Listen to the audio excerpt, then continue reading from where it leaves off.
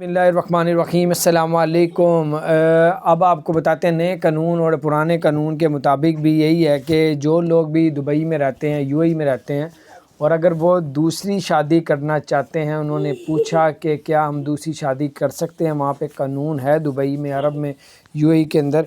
तो उन्होंने बताया कि आपको पहली बीवी से इजाज़त लेने की ज़रूरत नहीं पड़ेगी।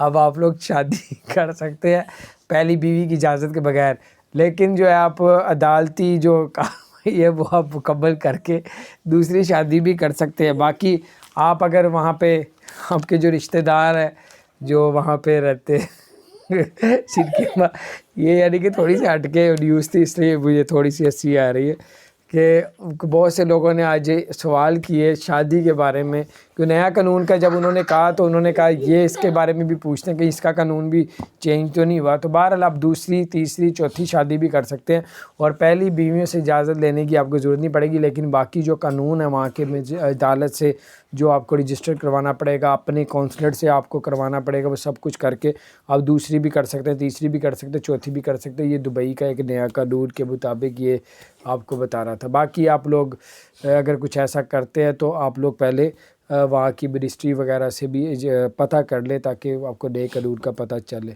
तो बारह इस्लाम में भी इसी तरह ही है। तो अपना ख्याल रखें, चैनल को सब्सक्राइब